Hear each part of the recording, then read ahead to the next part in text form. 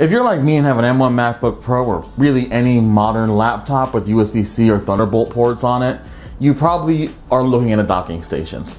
And you gotta find something that's gonna work for your workflow, it fits in your space, and it's at the price point that you want. And well, I've been doing a lot of research into that because I needed a new docking station.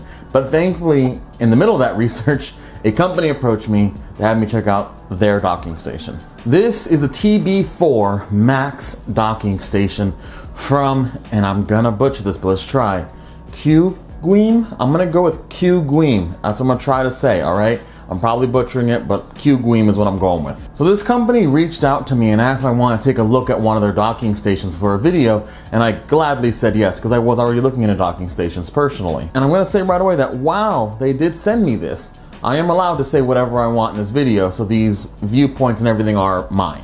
All docks are pretty similar, in all honesty. What it comes down to is the form factor, the price, and the type and number of ports on it for your setup. Now, for me, I do use a couple of things on my desk, so I do need a lot of ports, and let's go over that really quick. The TV4 has 16 ports, and it supports Thunderbolt 4. It has 4 Thunderbolt 4 ports, 2 USB 3.0, 2 USB 2.0s, an Ethernet port, display port, HDMI port, SD and micro SD card slots, as well as 3.5mm headphone and microphone ports. I actually like the form factor of it. It's very wide and obviously not very tall, so it fits perfectly under my monitor stand that I use every day. And honestly, I'm kind of into the look of it. Port-wise, it has everything that I absolutely need to get my work done. I think my biggest hang up on it is the price. This does come out to $300, which is on the high side when it comes to docking stations. But honestly, docking stations aren't cheap. When you're looking at anything decent, you're looking in that $180 to $300 range.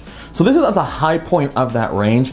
But in all honesty, it's there because of the number of ports and the fact that the USB-C ports all support Thunderbolt 4. And it's important to say that while it is expensive, it makes sense, and I don't think that it's overpriced for what it is. But let's just keep this extremely simple. It's a docking station. Does it work? And the answer to that one is yes.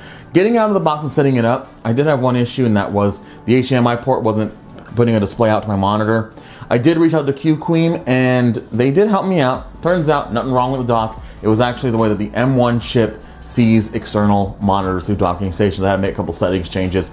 They helped me out and I got it working immediately. So that also means that QGeeM also has really good customer service because they helped me out really quick. My other little weird gripe about it is that the docking station actually gets a little hot randomly. It's not like burn your hand off hot, but if you touch it, you're gonna be like, why is it so warm? I haven't really figured out why it gets hot or what tasks are causing the heat to move so much, but it happens, and I'm just feel like I should point that out. But I'm also not touching the dock all the time, so it doesn't really matter to me that every once in a while it gets a little hot. For right now, it is running my setup really well. I'm running an extra monitor. I have Bose speakers hooked up to it. I have a Scarlett audio interface plugged in. I have a USB-C external SSD that I use for extra storage. I also have a USB 3 hard drive plugged in for Time Machine backups. It's just there all the time. And then lastly, I'm also running a USB 3 hub out of the dock. So overall, it's running my setup extremely well with no issues, and I still have the front I/O open for me. So I can still use the extra 2 USB 3 ports. I still have another USB-C port that does support Thunderbolt again. And I know that my 14-inch MacBook Pro does have an SD card slot now, again, finally, thank God.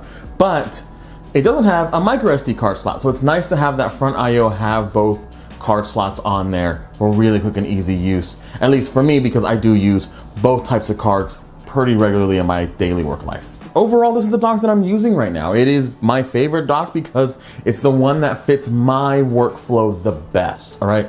I'm not gonna sit here and tell you, this is the greatest docking station that you can buy right now. I don't know that for a fact because I've not tested every single docking station that exists. But for what I do, for the ports that I need and what I use on a daily basis, this has been a great dock and I really enjoy it. I'm glad they reached out. I'm glad they showed me it because in all honesty, I didn't even know it existed before I got the email about it. So what I am saying is that if you need similar ports to what I'm using right now, if you like the front I/O that this one offers, because a lot of these docking stations have weird setups for the front I/O. So if you like the way this looks, if you like this form factor, this might be the dock for you. Again, yes, it's on the high price point, but I think that is completely justified for what it is giving you. But those are my thoughts on this docking station. Let me know in the comments what you think of it, and you have any questions about it at all. Links will be in the description if you do want to check it out. And of course, if you have any other recommendations or anything else you want to talk about, throw it in the comments and we'll continue the conversation there. Thanks everyone. I will see you guys in whatever video comes out next, hopefully very soon.